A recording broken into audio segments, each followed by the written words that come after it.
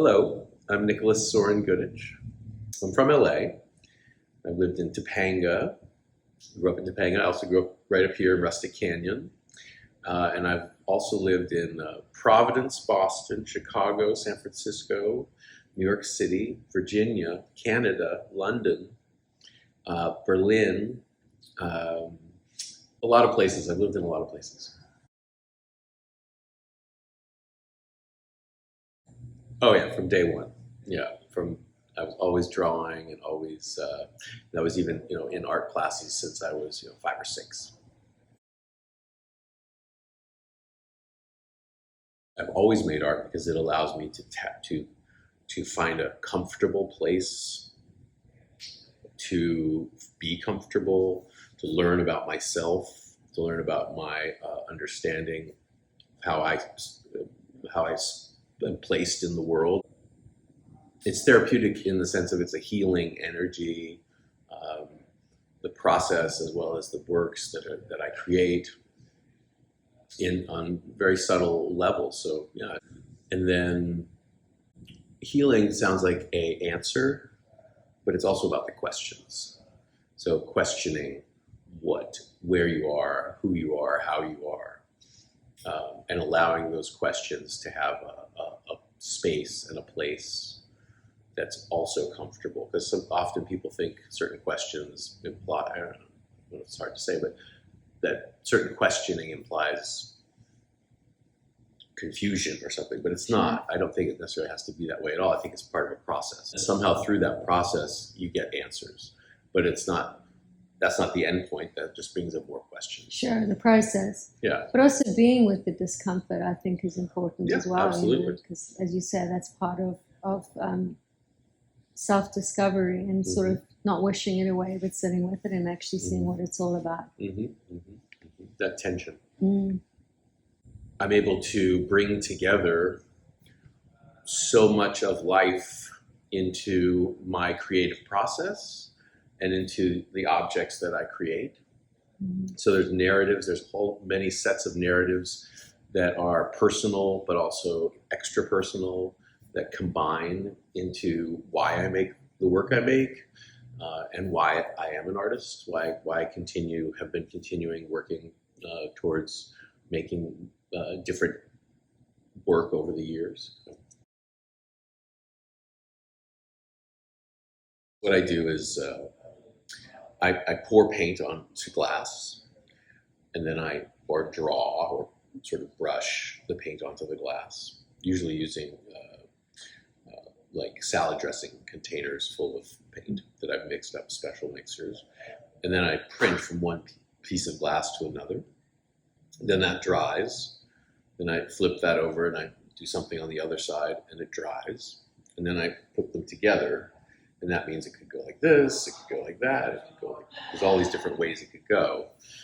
And so I experiment with how they look and what their interactions are happening, and how they affect what's on the canvas, because the canvas is used as a support as well as one layer.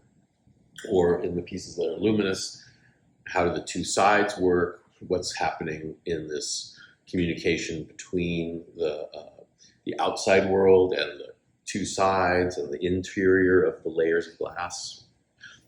It's a complicated kind of thing. Sorry, that's a great analogy just for us in terms of being in the world. Yes, well, that is the essence of the analogy of my work. Yeah. Is that the work is layered, our lives are layered. We attempt to navigate through these layers. The internal narrative. Yes. The external, how we are perceived by other people, how we project. So you see that recursive thing happening again with the portraits. So I part of these series, there's 2 series really. There's one called Inverted Double Portraits, and the doubling comes from the printmaking process. And then there's also Luminous Symmetries, which is the pieces that are 2-sided. And light being such an essential part of life and being an essential part of seeing is then also recursively built into the artwork.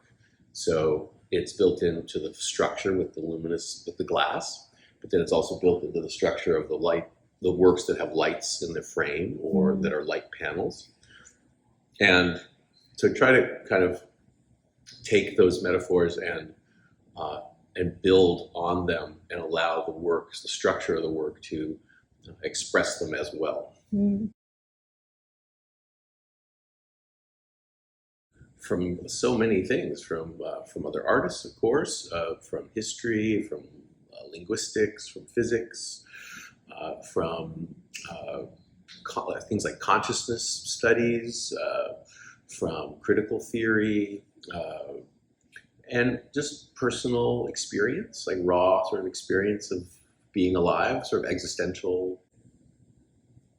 raw existential reality. Yeah. Right. I mean, that may sound too general, but it's not, because in my work, and certainly in this body of work, there is a set of recurring and recursive levels of meaning. So when you look at the work, you see these portraits of people, and they're looking, and that looking is reflective of us looking at the art, just like it's reflective of me making the art, just like it's then matched by the mirroring of the faces. So there's all these levels of mirroring within the content and within the actual structure of the work itself. I have this sort of crazy idea that, it's how to say this exactly. So I have this idea that all information that you take in can inform what it is you do, in the sense that if you are tapped into and choosing to read very specific kinds of subjects, those subjects are going to feed into your process, into the narratives that you're building into your work, in ways that are, almost mysteriously intricate, like very intricate. So, I read a lot of psychology. Right now I'm reading the autobiography of Malcolm X. Right. Me being mixed race, black and white, is a very important part of my identity, and it's a very important part of my life. And questions of identity are important to this series of work because it's about portraiture. Portraiture is about identity, but it's also about situating yourself. Artwork is, and I think this is one of your other questions, maybe. So artwork itself is about situating yourself in your world, in your history, in your contemporary scene. Mm-hmm. And the more in touch you are with that, the more complex your understanding of that, I believe, the more that becomes then channeled through your work and can communicate.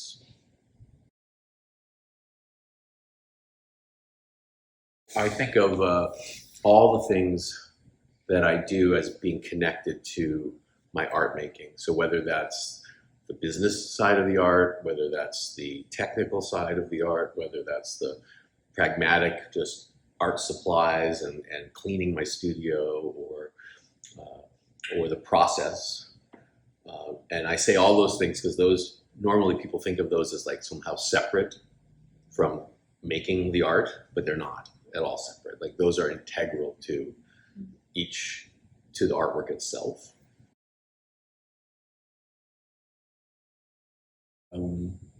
I question my intentions formally more than in terms of content.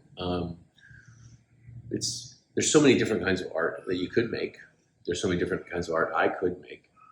Part of the reason that I have this body of work is that I made a very clear decision about 4 years ago to stick to just 4 or 5 different sets of parameters and rules and formal ways of making art.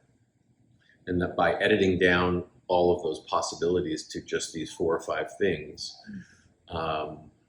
paradoxically, I've been able to make a huge amount of work, but I've also been able to make the work count and make each piece not only be connected to all the other pieces, so a real rigorous sort of body of work, but also be individually, hopefully, or from my own perspective, have a certain power, a certain potency. Mm-hmm. So, and I say that because in the past, I tried a lot of different things.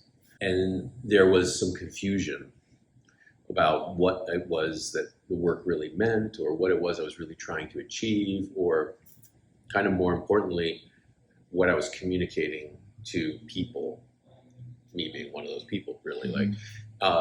Whereas by editing down my possible ways of working, I've ended up, again, paradoxically, being able to communicate very clearly, and also kind of in a broad way as well. So the reason I'm just saying that to answer your question is that it's still a struggle, but also that struggle was something that had been for many, many years the hardest thing for me, and that by refining my choices of how to work, I was able to kind of conquer that and overcome that. Sometimes I just clean up. I mean, I have a crazy, right now it's a mess actually, but because I just set up this show and everything. But my studio is usually like kind of, and it's kind of new for me in the last 5 years, but it's kind of crazy uptight. Like everything is in the right place and everything is clean, and I can't possibly work in a place that isn't perfectly organized. So that's one part of the process. But that by cleaning up the space and keeping everything organized, I can make space in my mind to create and to, be ready to create. I relate to that. Okay. It's the same way like cleaning your palette and washing your brushes at the end of the day. Oh, yeah. So that the next morning you come in and you have that energy to start, and it's not like stunted by having to clean up the space so you can start working. Oh, yeah. Yeah, it's a small thing, but it's pretty powerful. It's essential. I have like many, many pieces that I'm working on, and they just slowly kind of get done as they say to me they're finished. I mean, it's pretty clear usually that there's a certain click, is the way I've said it in the past, where all the elements within the frame of the painting or sort of come together properly. Sometimes I can see it's coming. Sometimes I have to like stare at it for a while. It doesn't usually change. Usually if I feel that click, it sticks. And certainly once I've titled something, because the titles are very important to me. I'm a writer, and I don't publish poetry, but I'm a poet. I'm a musician as well, so I've written a lot of lyrics, and I've had bands and everything. So I feel like poetry and lyrics and writing are all connected, of course. And so once the title of the piece comes to me, the piece is definitely finished.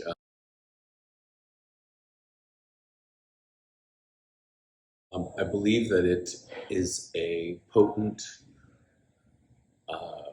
way of communicating, and it's a potent way of suggesting other ways of thinking about the world that are more complex and also more simple at the same time. So I'm very interested in paradox, and I think it's a paradox that art is something you look at and you have to interpret, but at the same time, it's something that someone's made with an intention, just like a sentence or a paragraph or anything that's meant to communicate. I just gave a talk at the Institute of Contemporary Art Museum in Richmond, Virginia. My first time giving a talk at a museum, which was very cool. And one of the things that I talked about was how art is about change and about helping people manifest change in their lives and in other people's lives. So obviously, or maybe not so obviously, but there's a lot of art that is very specifically about political and social change, but there's a lot of art that's much more subtle. In fact, I would go as far as to say that all art is connected to the idea of people, and I said this before a little bit, more fully realizing themselves in the world. So empowerment. I mean, art is kind of about empowerment. You take a bunch of raw materials. As an artist, you take a bunch of raw materials and you create something that you feel strongly enough about to then share with other people, or maybe you don't, maybe it's just for yourself, which is equally valid. But the point being that it's a communication, and that the communication is not just the work itself, it's the act of making it that's a communication. And so there's something about agency and free will and choice and empowerment. Each individual work of art has very different meanings for different people, right? I think it's almost always acts as a catalyst for people to think more about something, or to see things in a unique way that they maybe didn't see before. And that can be almost enough to kind of instigate a certain kind of conversation. Maybe it's just interior or between people. That art fosters a dialogue, sometimes individual within oneself, but also between people, that leads to positive change in the world. Yeah.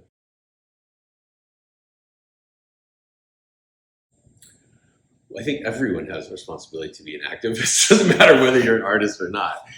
That being said, everyone should try to find the right context for that in their life. I know that, just to be really honest, I'm very a radical political person. I do what I can to support as much positive social change as I can, because if we don't, we're really just, not gonna, it's so easy for us to move in the wrong direction. We've seen that happen in the last century. And we've seen it happen in the last decade. In the last month? In the last month, exactly. So there's always a struggle. I don't know that everyone's artwork need to be overtly political. I definitely did not believe that, because it's just not, that's just absurd. I mean, art there's an infinite range. I mean, literally, I believe an infinite range of things that are art. I'm, really blown away by some artists who are able to realize work that is both aesthetically incredibly powerful and also politically incredibly powerful. That I think is something to reach for. Mm-hmm. But it's something that has to come out of what you do naturally. I don't think it makes any sense to. I mean, there's many ways to do it, but I don't think it makes sense to kind of just choose to do that because it's the right thing to do. I think the reason why art is powerful is because it really comes from a natural place in people's lives, whatever place that is. That's almost my deepest intention, is if I can get the work to communicate that it itself is literally a mirror of our sets of experiences of existence, the deepest existential kind of level. I like that very much. I hope I feel like it connects, that people get it sometimes, and or they feel it. I mean, it's a feeling as much as,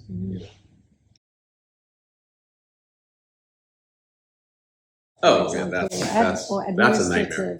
Exactly. Not a nightmare, but I'm just saying that's I mean, one wishes one could sell everything. One wishes one could, et cetera, that kind of normal